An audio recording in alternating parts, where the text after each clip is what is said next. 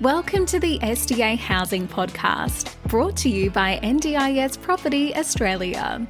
Before starting this episode, we need to provide a general disclaimer. Information contained in this podcast is general in nature only. It does not take into account the objectives, financial situation, or needs of any particular person. You need to consider your financial situation and needs before making any decisions based on the information in this podcast. And you should consider seeking independent and professional advice for your personal circumstances. All right, let's begin.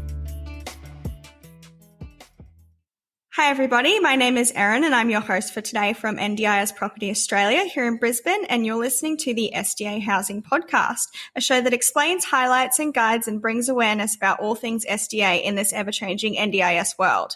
Today, Luba and I are really excited about a guest speaker. We've got Brendon Woolf here, and he's going to be talking about SDA. He lives in SDA himself. He'll be talking about himself, and we're just really excited to get straight into it. Luba, do you want to take it away? Hello, everyone. Hello, Brendon. Hi, Eryn. Hello. Hello. Nice to have you guys here. Yeah, I just wanted to give a bit of a background about the impact of SDA. So, as we know, specialist disability accommodation has been started and supported by the federal government, aiming to improve and change the lives of the Australians who live with a disability for the better. So financially backed up by the government, SDA has become available to the private property investment market to attract the development of more SDA housing and meet the demand from the NDIS participants. So SDA investment is a social impact investment that genuinely changes lives of people. And among our podcast listeners, we have people interested in investing in NDIS property and willing to learn more. Our current clients, the investors, NDIS and SDA providers, and the NDIS participants themselves. And our goal is here to keep the conversation about SDA going, educating about SDA, showcasing the incredible NDIS community who are just the people who are working towards the future where Australians with a disability feel included in our society and experience choice and control over their own lives. And so, so today we're super privileged and excited to have Brendon on our podcast episode, and he'll be sharing with us a lot of interesting information.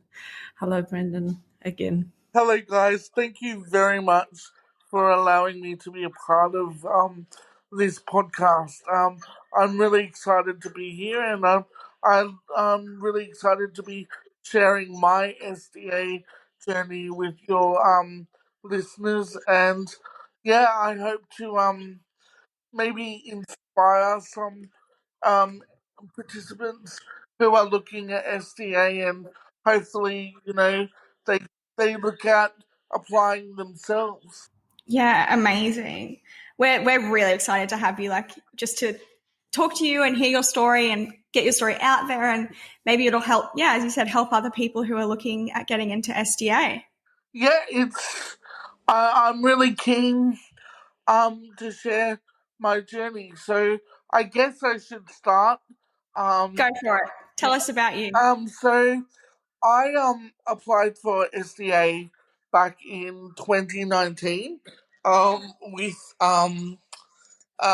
as how it come about was I was regularly having a session with my occupational therapist at the time, and she was telling me that there was this new part of the NDIS called SDA, and she actually said to me that she thought that I could benefit from SDA, and she was like, "How would you like your own little place, your own apartment, your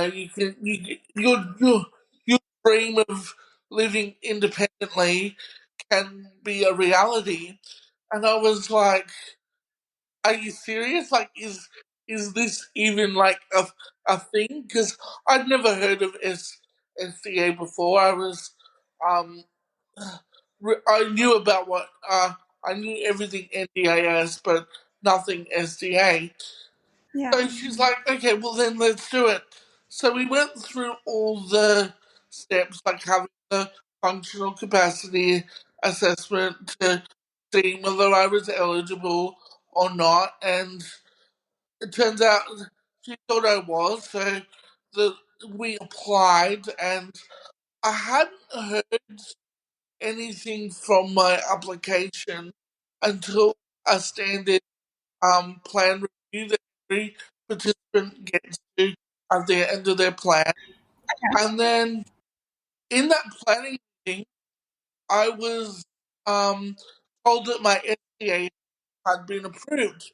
But there was an issue. I did not know what approval I had. Um, Right. the planner didn't even know what approval I had. So I was going on the assumption that it was approved on the recommendation of what um on the recommendation. So I was like, okay, cool. So I started looking for properties. Using I used the Housing Hub website, which subsequently I now work for that website. Um, I found a great property that was being built about 10 minutes from where I was currently living with my dad and that. And I got in contact with the people at Adapt Housing, who were the SDA provider, and I was like, hey, like, yeah, he basically said, well, we've got an apartment. I'm actually the first one in Luton to receive SDA, and yeah, so Dave was doing all the check with my plan and my SDA approval, and he noticed I hadn't been approved for single occupancy, um, which is what I was thinking. And he's like, oh, we're going to have to appeal decision. And so I was like, what does that mean? And he's like, oh, you're going to have to appeal your SDA approval. And I was like, and he's like, you're gonna have to do a change of circumstances review. And I was like, oh, okay.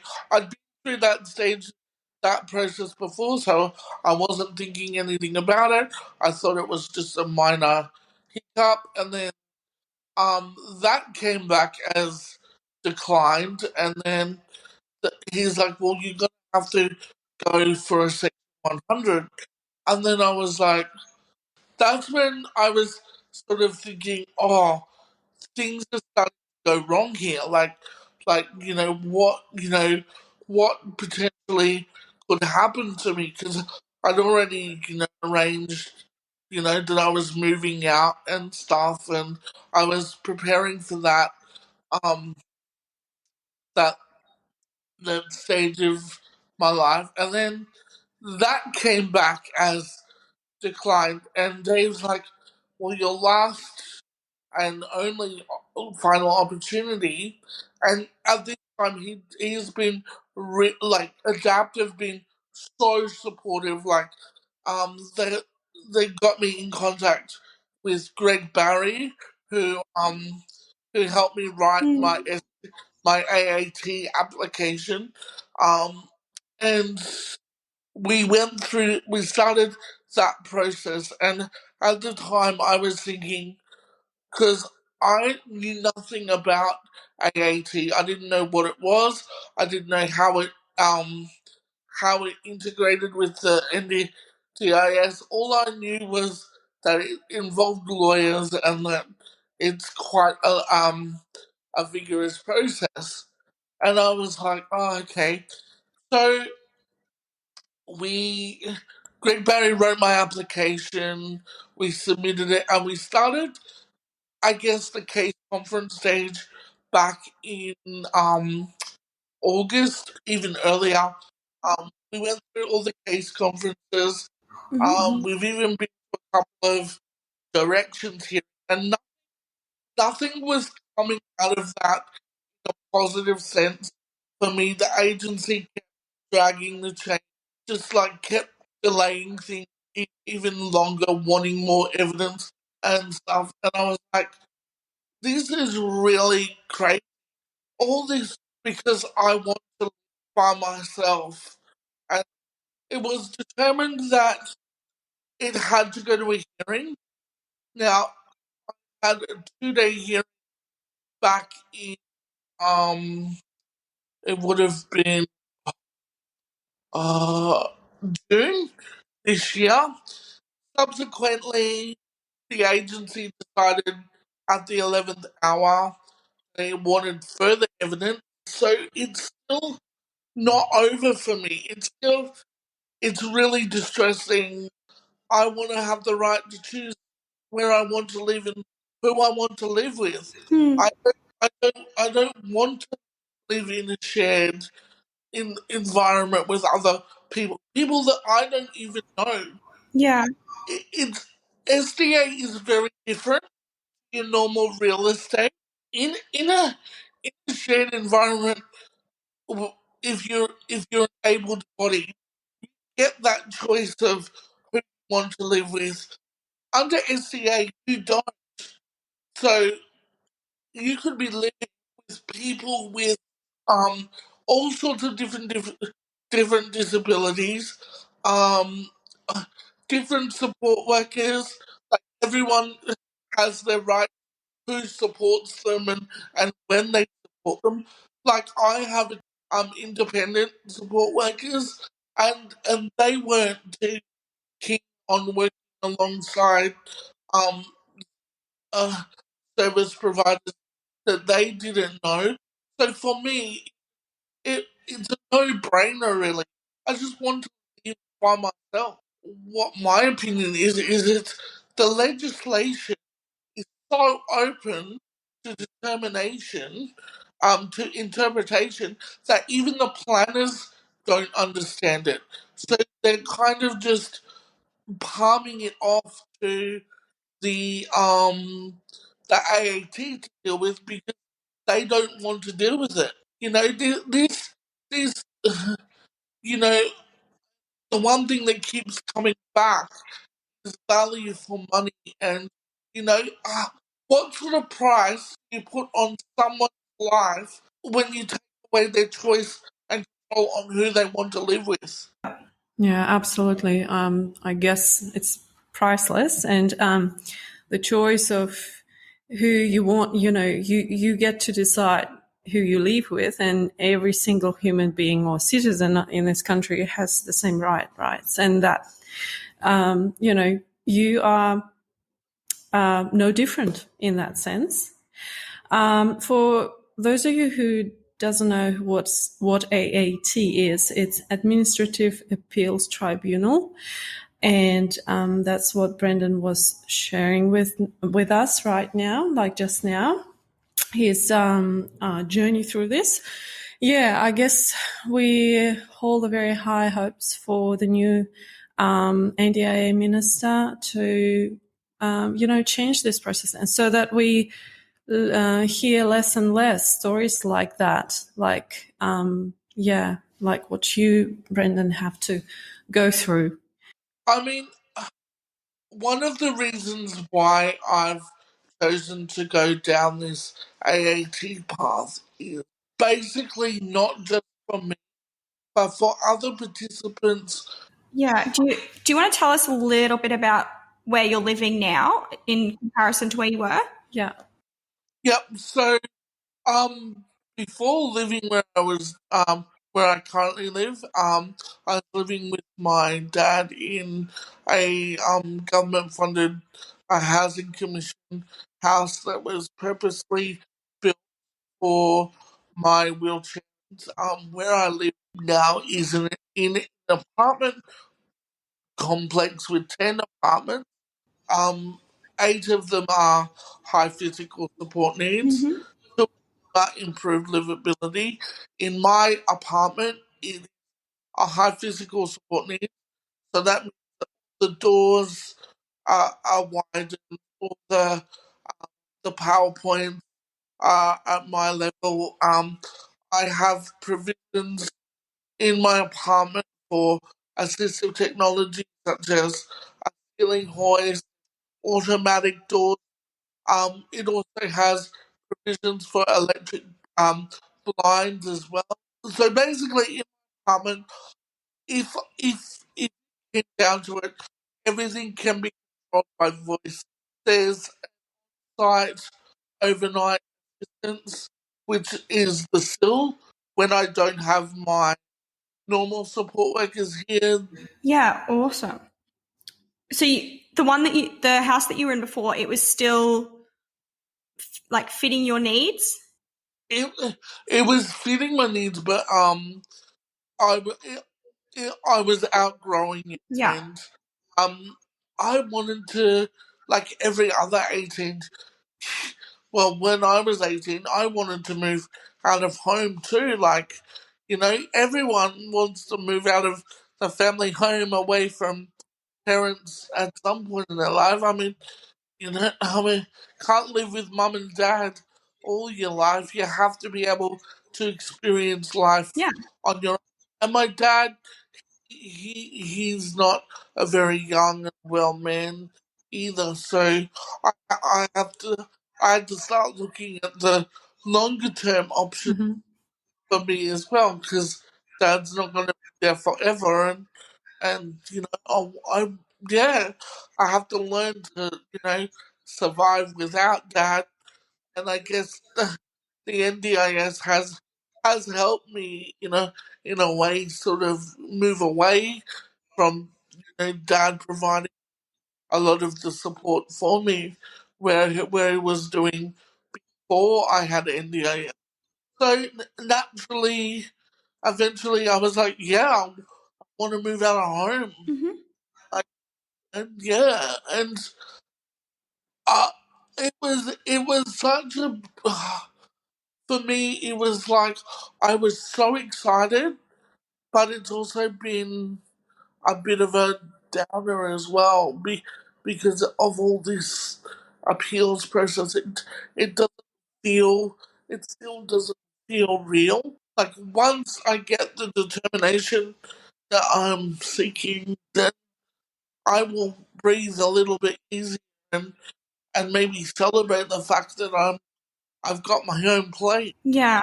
At the end of the day, your SDA is your forever home if you choose to have it like that, and that's what I want. I want my forever home. Like, I have no desire to move anywhere else. Where I currently live, it's all like shops and hospital and doctors and that are like within a 10-minute roll in my wheelchair.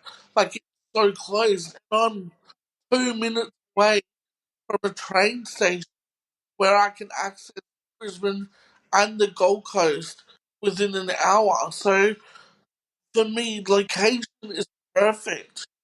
So we know, Brendon, that you work for Housing Hub and as a lived experience facilitator.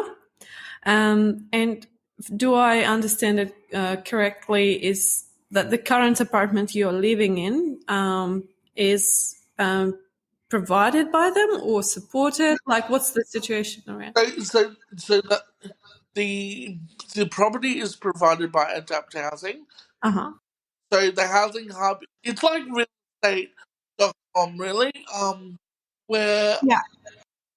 where participant where SDA providers can post their properties. We do more than just also provide the support coordination for when you're writing your SDA applications, Mm-hmm. Mm-hmm. is with appeals like process as well. So yeah, it's more than just a website. There are other support services out there. Uh, um, Yeah, And Housing Hub is massive. I think that was a really good analogy that it's kind of like realestate.com, but for SDA houses. I like that was a good way to describe it. Yeah. And how did you start working with them? And Okay. what is your Bit of a funny story. So one of my old support coordinators from 2-3 years ago, she was working with them. She's like, hey, we're looking for a group of people with experience in relation to SDA, and she said to come work at our company. And I was like, and she's like, you should apply. So I got in contact, I did the application, and I got the job, and I've been there over 12 or 14. I probably no, it'll be close to 18 months now that Awesome. I've been working for them. I love the job. I love what I do. I love being able to share my story with participants. I love the fact that participants can like hear it from the people themselves rather than someone who doesn't have a disability. So it's all about people with disabilities, helping people with disabilities, making them feel more comfortable, because at the end of the day, people with disabilities gets it. Yeah, absolutely. Yeah. One more question about your work. Do you work from home? What's your arrangement? Yeah, so having my own place or with a room that I've got an office can sort of alleviate the fact that I haven't got participants in the background. Yeah, one of the reasons why I'm wanting my own place as well. Yeah. Of course. Yeah. I mean, it makes sense. And even just having like a quiet space when you're trying to work is like what everyone wants, Yeah. I find it really interesting. I just find it weird how they seem to think that people can sleep and work in the one room. Like, I'm sorry, but how many people sleep and work in the same room? I mean, I couldn't, but I could not be more thankful to Dave and Adapt Housing for everything that they have done for me over the past. So supportive. They've really backed me 110%. I just couldn't thank them enough, and the help that they've given me, and they've really inspired me. SDA is passionate because of that, because of them that I have. I'm just so grateful for them. Yeah. Adapters, yeah, we love them over here, obviously. Yeah, this is just, Brendon, this is a living, like your example of working with Adapt is wonderful. Just love how they go, beyond with, to achieve those goals for you. And we are actually, Adapt is one of our official partners as SDA providers. And we just love hearing how they will do everything to make sure that participants are housed in the appropriate, environment. And yeah, that's wonderful to and hear. it's so nice to hear as well that like just talking to them and everything has ignited such a passion in you for SDA. Like that's in any context, that's always so nice to hear that like someone's found something that they're so passionate about, and that I think that's great. I keep joking with Dave that when he retires, I'm taking his job. You're going to take over Adapt. Luba, you wanted to talk a little bit about co-living and future trends because you read something about that. Yeah, I wanted to share with you, Brendon, and I guess ask you your thoughts on that. So it's about like future trends in SDA. And so yesterday I read this online article published on the Conversation about co-housing in for NDS participants. Yep. So, and this is the idea of semi-communal living that includes shared facilities and public space, self-governance, and design input from potential residents, so meaning NDS participants themselves. So, and they were presenting this interesting project here in the article, co-housing project in Perth Southeast in Western Australia. And so the way it looks is that the design includes 20 private pod houses with a central hub where residents gather, so NDS participants gather, they cook, socialise and learn new skills, including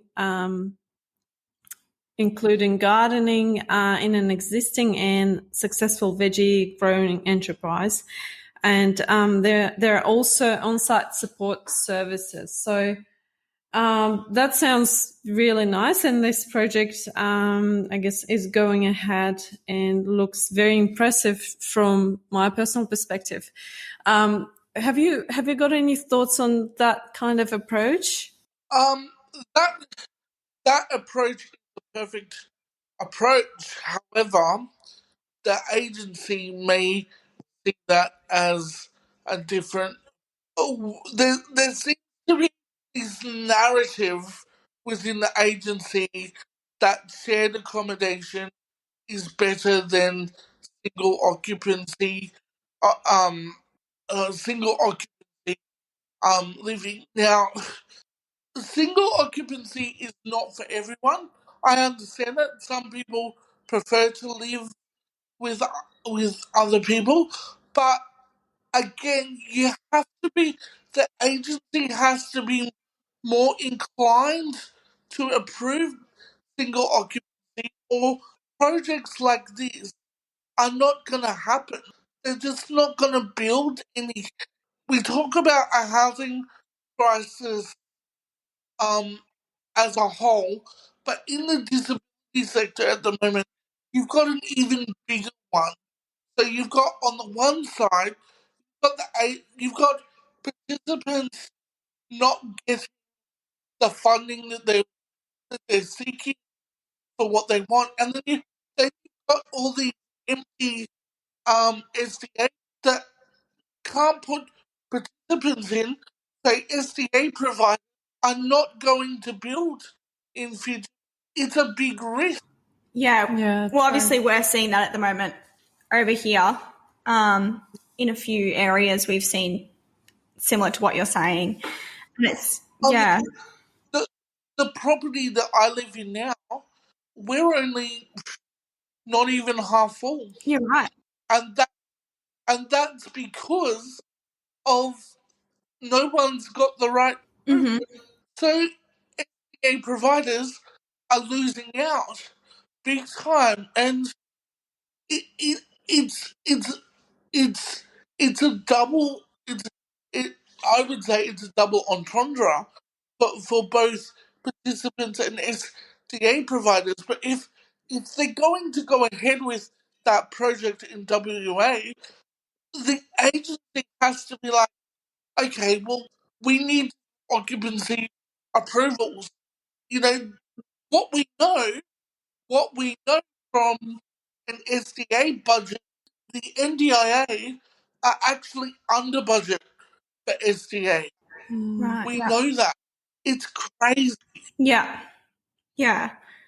I only have one more question left from myself. And that would be, what is your advice for others that are seeking SDA funding, or if they want to appeal their current funding? What's your words of advice? In one sense, I'm like, yes, go for it. Yeah. But on the other side of it, if you don't seek the funding that you're wanting, be prepared for a very, very long process. It emotionally drains you. But I'm all for the participant. Yeah, I'm still going for it. It's giving me I don't know, this appeals process has given me the drive to see change happen within SDA. So I'm like, yeah, go for it. Yeah. I think it is obviously like no one wants to hear that it's taken 12 months for you and you're still going. But I think it's also so great that it's like you are so determined to make a change. Like, I think that will really help so many people's lives. You know, and I hope that it will be a chain of it will be a chain effect. So whatever so with me going through this process and helping someone else, hopefully that next person will come along and help three other people, and then so on and so forth. Yeah, Yeah. exactly. But like a change is needed, and I'm you know, it's really upsetting to see the culture that's in the agency at the moment. Hmm. It's quite a it's quite a deflating experience at the moment, and they need to change the way they operate. No, absolutely do. Just going back to the advice, I guess, for the participants who are looking for SDA funding. From what I know, it's very important to find to have a good occupational therapist to work together to produce this. To sorry to apply for SDA funding, right? So the role of OT in your life and applying for SDA, how has it been going? So I've had two OTs. Mm-hmm. My first OT and my the OT that I have now have done a brilliant job. Um, they've articulated in a better way than I could imagine of what I'm wanting. Actually, they both never have had any SDA experience prior to me. Like they've never had a participant go right through the appeals process, but they have done a fantastic job. And again, it's the individual participant. If you can find an OT that has had a vast knowledge or experience in writing SCA applications, I would seriously do your homework to find the best. Yeah. All right. I think that about wraps up everything that I wanted to ask. Well, I love seeing you, Brendon, be very vocal about your experience and just how you share your story as much as you can. It will definitely ignite a change for, 1, 2, 3, or maybe, hundreds people in your situation. Yeah. SCA is only for 7%, so really it's not a big amount. You know, people are fighting going through the AAT process for what, 7%? Yeah. Yeah, that's right. That's right. Yeah. Well, currently we've got about 30,000 people who are identified who eligible for SDA funding. The That's last time I heard there was 5,000 current, sorry, there's over 5,000 vacant SDA properties across this country. Yeah. yeah. Yeah. To be You'd be filled. correct. Yeah. Yeah. That's staggering amount. Yeah. 100%. It is. It's crazy. Yeah. There's just like, there are houses for people. Like there's places for people to be, but Yep, they're just not getting the funding that they yep. need to be there. And that's like, that astounds me. And we're at risk of losing an SDA market if things Yep. don't change. because builders won't build. I guess we are SDA fighters then. We call them that. Yeah. Well, I just want to say thank you so much for coming and talking to us. I thoroughly enjoyed listening to everything that you have to say, and I'm really excited to put this out and have people hear it. No, thank you guys for giving me the opportunity and for allowing me to share my. If it can help one other person, I'm grateful. And anyone can contact me on Facebook or anything. If you want SDA advice, I'm more than happy to help. Yeah, I'll pop everything you send us in the description of the episode as well. Okay, thank you. Thank you so much for talking to us. Thank you so much. We hope you enjoyed this episode. Please make sure you are subscribed and following us so you can keep in the loop with all of our upcoming episodes. We would really appreciate it if you could leave us a 5-star rating, a written review, and just share this podcast with those that could benefit. Until next time, catch you on the next episode.